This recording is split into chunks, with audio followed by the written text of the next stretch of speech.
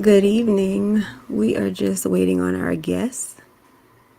So I'm going to give him and you all just a little bit of time to get in.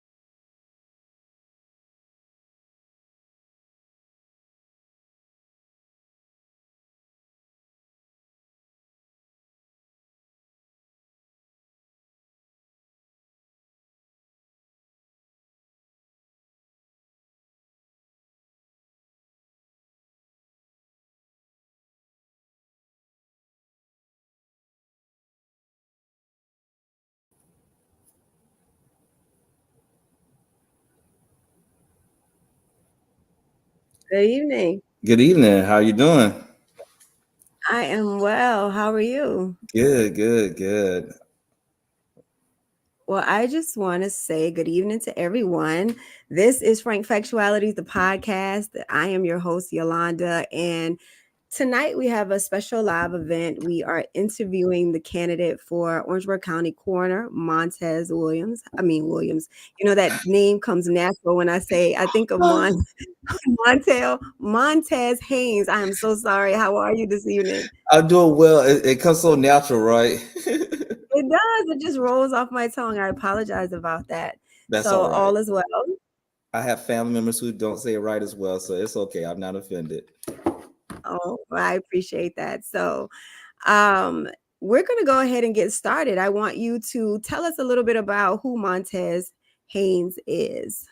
Montez Haynes is actually Montez P.V. Haynes. I have such a long name, and I was born in Orangeburg. I am 39 and a half years old. Born and raised here, educated at Orangeburg, attended Orangeburg High School, graduated from Claflin University, CU, uh, graduated from Columbia International University where I studied. I kind of knew I was going to be a preacher, but was running away from the situation. But I went to seminary anyway, and so I went to seminary and got my master's in chaplaincy, and also I have an associate's degree in mortuary science. And so I've been studying mortuary science and in the mortuary field since I was about 19 years old. So I worked under the apprenticeship of Mr. Robert Bethay, who has passed away, who was my mentor in funeral services. And I also worked at Levy's Funeral Home in Columbia, South Carolina, as well as a funeral director. I'm a licensed insurance agent. I'm a father of two children, Bryson and Braxton, the husband of Shakia Haynes, my lovely wife of Columbia, South Carolina, who's also a licensed funeral director as well. Um, I am a preacher, as I said. I am a deputy coroner in Bamberg County. I am a adult father of two, Brantley and Jade, my adult children. I am a candidate that's wanting to be the next coroner for Orangeburg County because I love helping people during the worst time of their lives. Death is one of the most horrific things that you can experience in life. Words a lot of times can't describe the feeling when you have to go through death, and it's something that I've seen people be handled wrong in, and I have always had the desire to want to do it the right way because I feel like I have the compassion and the heart, the empathy and the sympathy to help people during those times and navigate through those things. I a lot of times pull through my own personal experiences to be able to help people during that time. I enjoy So bowling for and Go ahead. and traveling. So those are some things about me. So you seem so young, but your resume is very lengthy. So it's just a surprise that you've been able to accomplish so much in such a short amount of time. So those are some wonderful things. But I do have a question for those people who may not know exactly what a coroner does. Can you explain what that position entails? So that we can start there. That's a great way to start because many times people don't know what the coroner does. Like, so the coroner is a person who investigates deaths to find out cause and manner of death, so they find out what actually happened to you. So part of my platform as saying I'm the voice for the voiceless. Like the person who passed away, they Okay. can't speak for themselves, but I'm here to be able to speak on their behalf to let their loved ones know what happened to them, what caused them to pass away, what are the circumstances that surrounded their death, what happened during their last moments.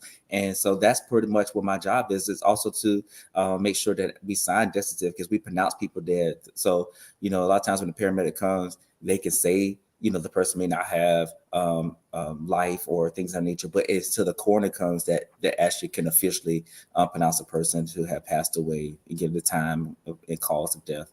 And sometimes that doesn't happen at that moment. We may have to do investigating by autopsy to find out what the cause of manner of death if your medical records doesn't give us any indication of what you passed away from. Okay, so how important is that for an individual to pick the right person for a coroner when it comes to, again, you mentioned it being the voice of the voiceless, but if you want to expand on that as far as it relates to me as I go vote or whoever's listening they go out and vote, how important is picking or selecting or electing your coroner to you as an individual and how it affects you? Well, it's interesting. I didn't know until working at the coroner's office how Mm. important it was. We don't typically deal with the coroner unless you have death. Kind of Right.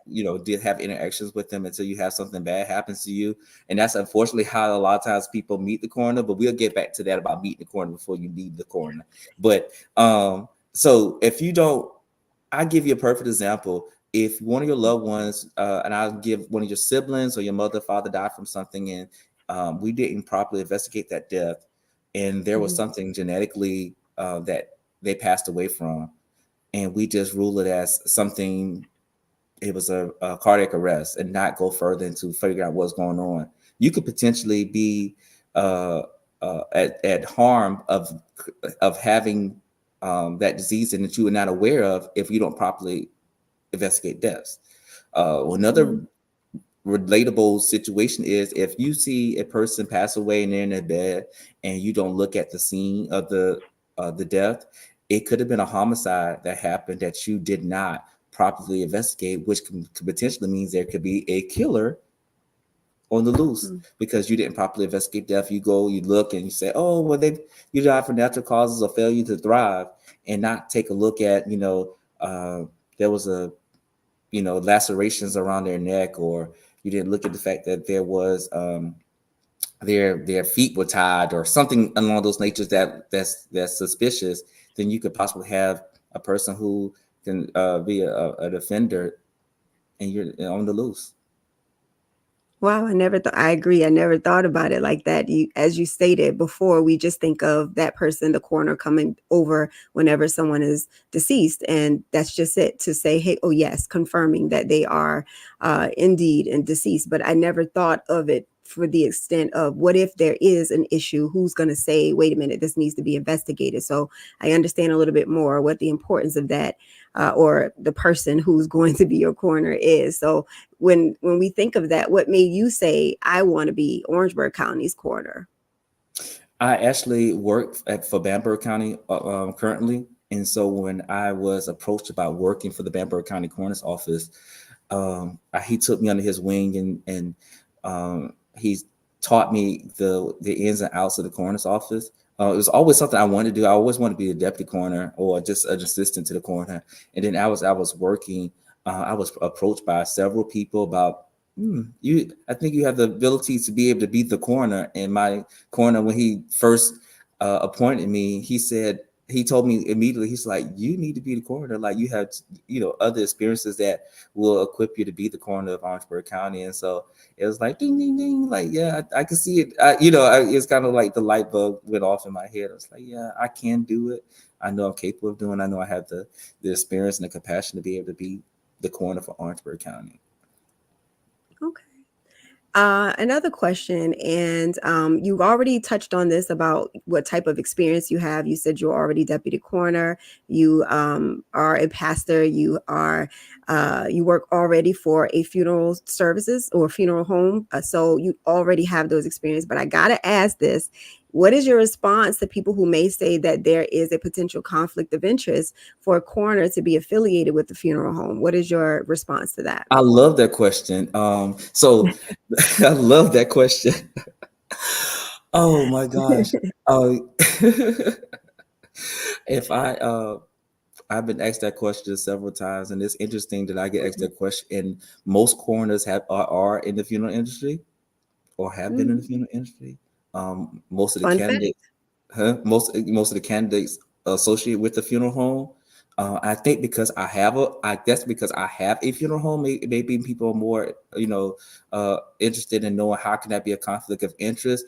I believe that anything can be a conflict of interest if you're not integral. And so that by itself, I'm not going to do anything that's going to bring shame to my family, to myself, to my church.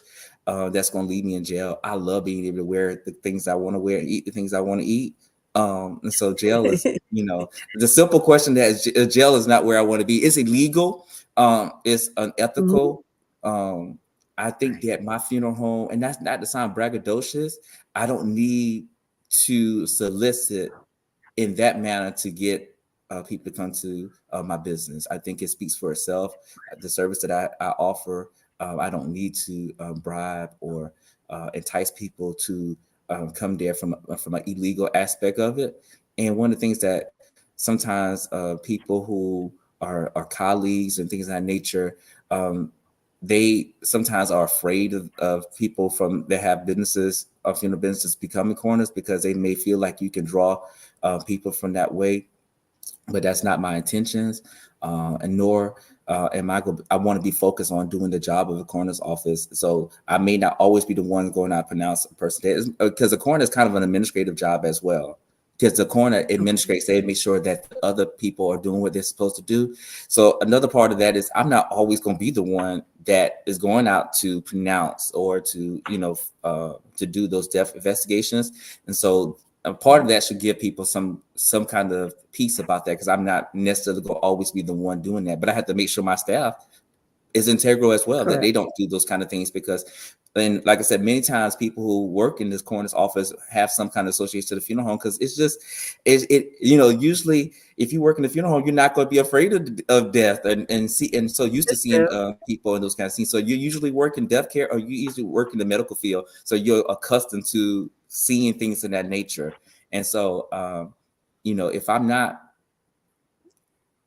being the coroner requires me to step away from my business as well. So I think it's the ultimate sacrifice to do this government official job because I'm stepping away from my business to make sure I take care of the needs of the people.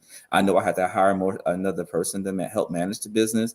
And if I wasn't the coroner, then I'd just be going really hard at the funeral home.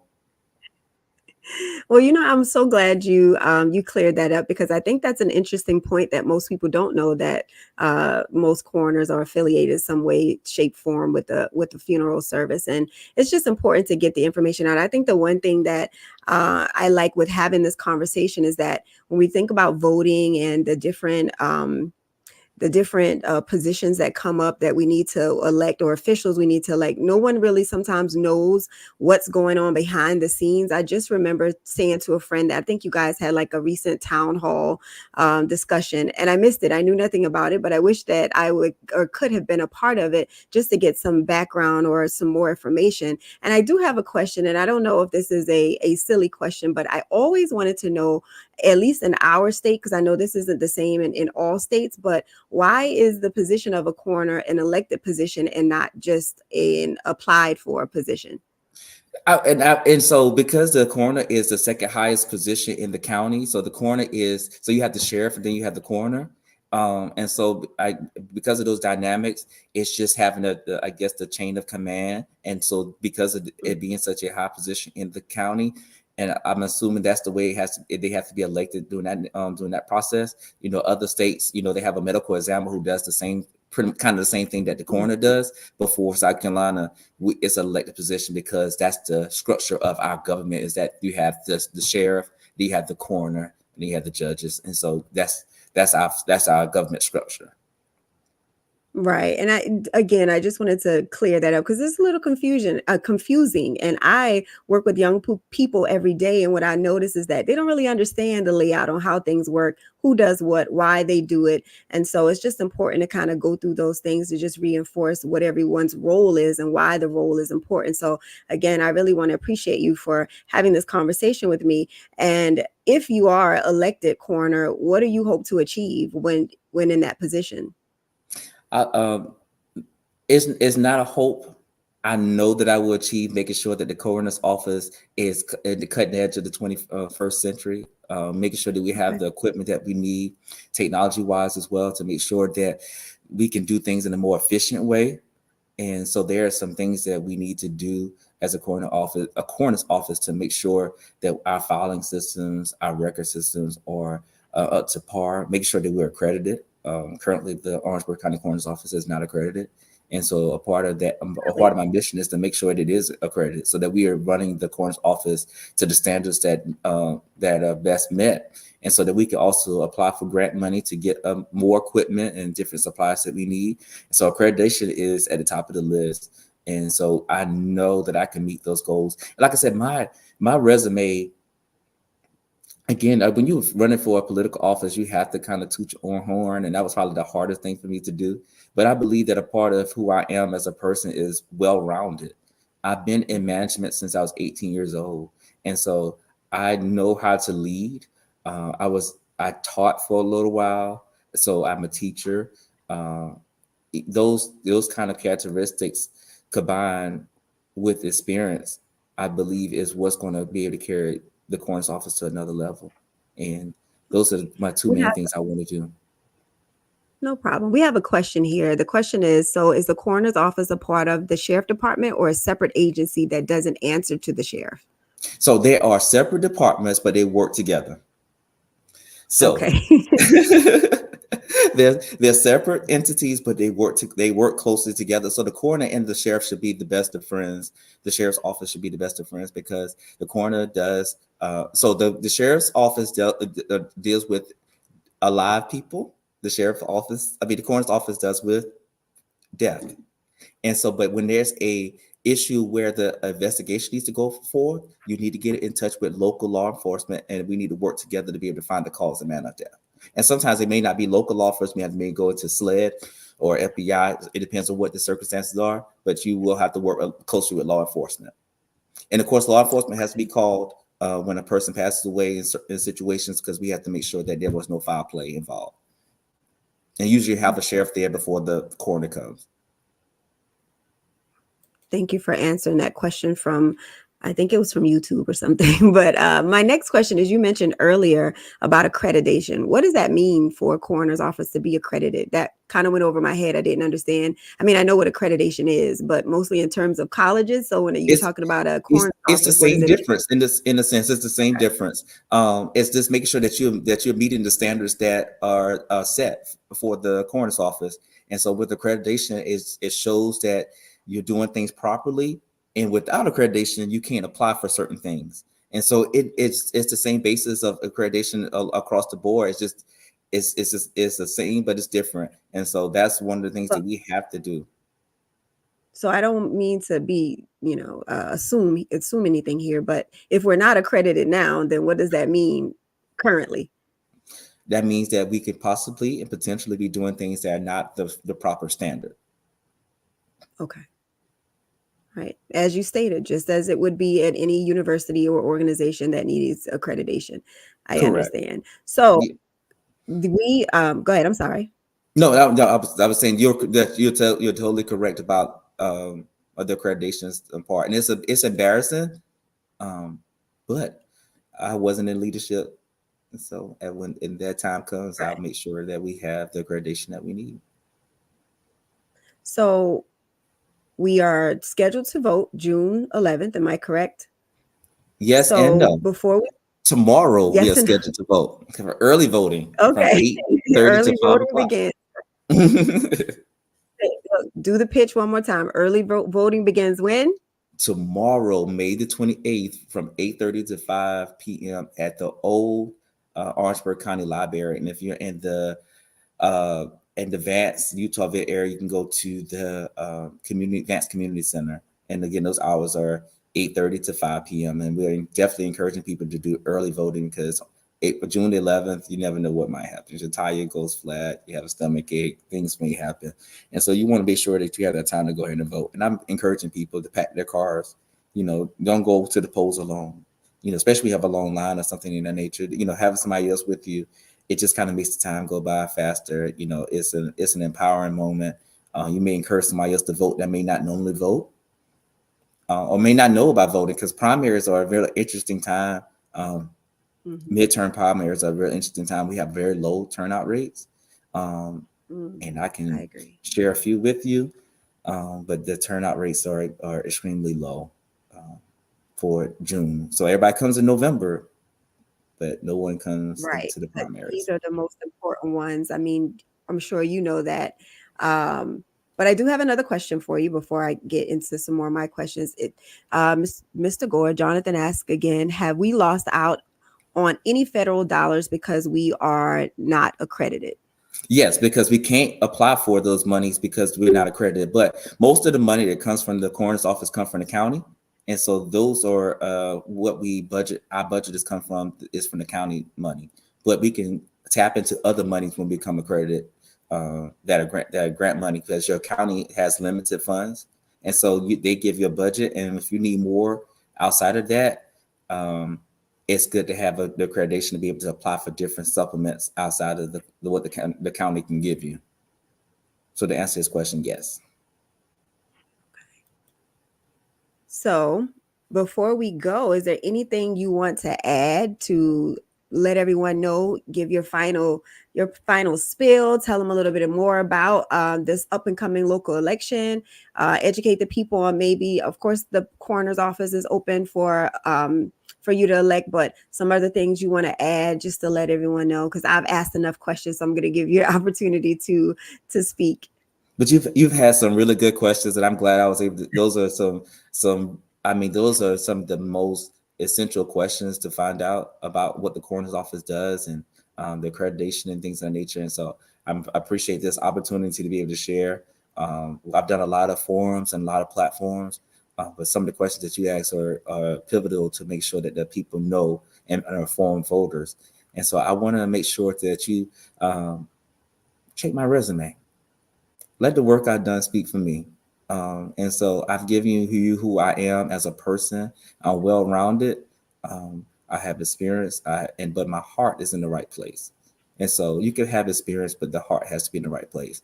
You could also have experience, but not be a leader at the same time. And I think that's one of the things that we have to understand as people, is that we look at sometimes how long a person has done a job, but when you become elected official, you become a leader. And some people, you have shown leadership abilities prior to. And so I believe that my leadership abilities prior to being elected will help you navigate your decision when it comes down to who you select as the next coroner. I also believe that I've been in the community. I'm a community service leader, and anybody that is from Orangeburg or surrounding areas know I'm always in the community. Anytime you look up, you see me. And so I believe that a politician is a person who comes out when it's time for voting. And I'm not a politician. I'm always there. I've been there before this time came. I'm going to be here. I've been all my life. I want to see Orangeburg become better. I'm not doing this for fame, because the coroner's office is a hard job. I mean, just imagine. Can you imagine, Yolanda, having that good sleep, and 3 o'clock in the morning you get called because there's a four-car accident that you need to attend to, and multiple fatalities, and then you go back to sleep at 7 o'clock, and you get another call at 9 a.m. because you have another suicide. Then you continuously get up out of your sleep. You continuously get interrupted in your personal life, and it's a sacrifice. So. But I Absolutely. believe I've been sacrificing all my life in every profession I've been in, and I'm going to continue to do what I need to do for Orangeburg County. And my heart is for the people, is with the people. I want to be the voice for the voiceless. I want to be I know what it was. I'm a backtrack to what I was saying earlier. The coroner should not only be seen when death occurs. And so I will be that corner that you'll see at the football game. I'll be that corner that you will hear your children on. I'll be that corner that would be educating the community, because there's a lot of education that can come from the coroner. I don't believe the coroner should just only show up to pronounce people dead. I believe that the coroner is a person who can educate the community about some proactive approaches to death. Some things we don't have to pass away from that we are dying from. And I believe the coroner can educate people on things that we can do to be proactive. And work closely with law enforcement and the medical field so that we can have a proactive approach to life. And so I want to expand our view, our thoughts about what we think about the coroner's office and who the coroner is, based upon the experiences I've had as an educator, a preacher, working as a chaplain in the hospital. And again, I'm almost 40 years old. And so I've seen a lot of things. I've done a lot of things, and I just want to be able to bring all those experiences and things to the coroner's office. Well, what I can say for sure is that I know one thing is true. I will definitely see you in the community, because I see you in the community now, and I know that that's a promise you will for sure keep, because before I knew your name, I knew you.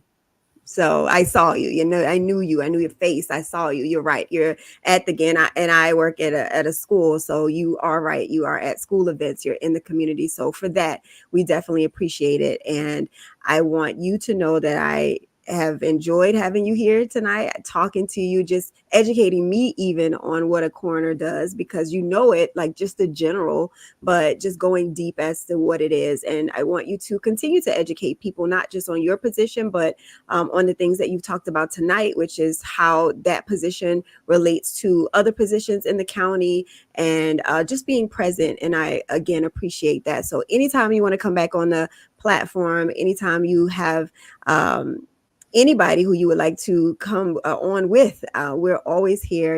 You're welcome to join. You're part of the Frank family now, and I definitely appreciate you. And I will continue to share this video. It'll be up and available for anyone to watch. And I'm going to the polls on the 11th. I'm not going tomorrow or whatever the new date is, but I'll be there on the 11th. I do vote in my local elections. I promise you I'll be there. I will go vote. Sure. I just want to challenge the people: go vote early. That's my plea, is to vote early. I heard what you said. I believe you, but I want to challenge the people to please vote early. Please, please, please. I'll see you at the polls tomorrow.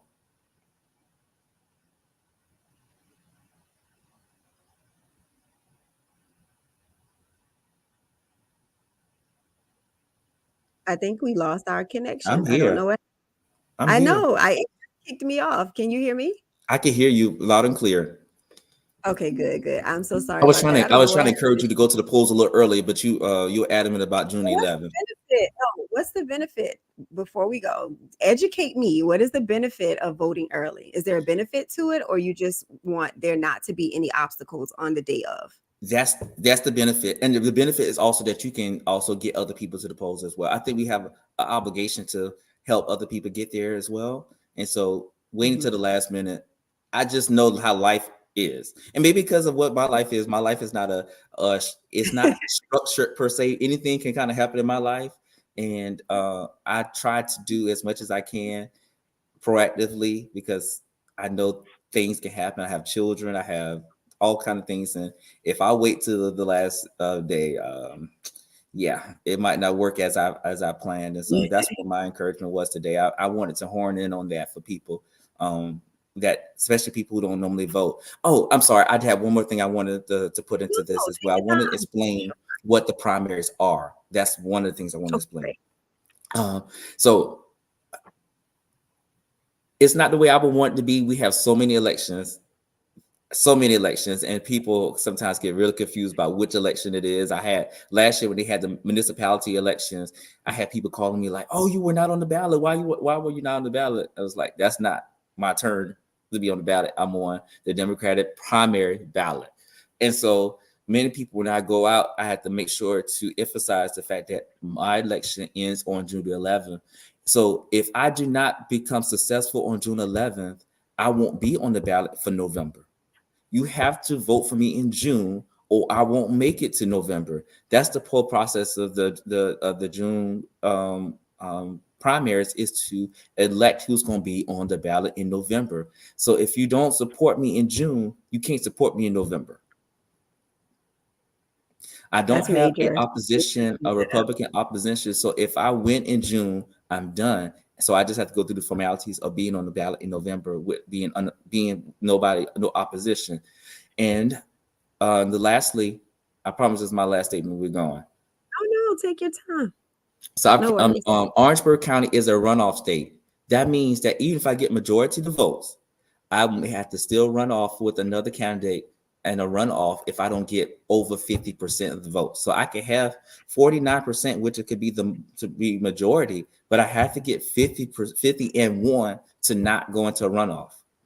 So that's why I'm trying to encourage people to make sure that we go out and vote, because this could potentially be a runoff because there are 3 candidates. I'm sorry, it's 3 people running for this position, and so a runoff requires that the 2 with the highest to do a runoff in 2 weeks.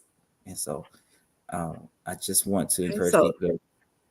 I'm glad you said that, because that's major. So again, in June, when we go vote, it's 3 people on the ballot. But again, if they don't vote in June for who they want to see in November, then their November candidate won't be there, or that candidate won't be there in November. And I think that was important. So I'm glad you did stop to say that, because that's kind of major.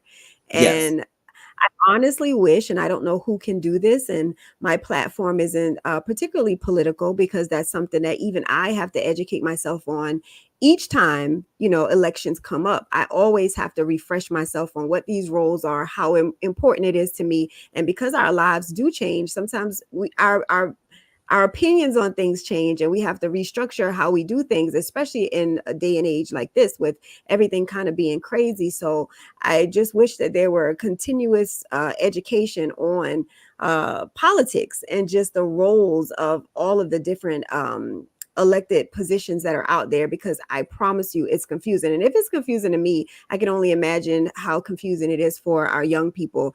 I just know myself, with having an older child, trying to explain that to them, even though they got like literally the basics in school, they don't get that education throughout afterwards. So it's just kind of out of sight, out of mind. I know about it, but then if I don't live it and it doesn't affect me on a daily basis, then I don't get it. It And actually then does now affect you, and you don't even realize it. But the it fact does. of the matter, yeah, the fact of the matter, I would challenge everyone to probably go to a county council meeting or a city council meeting.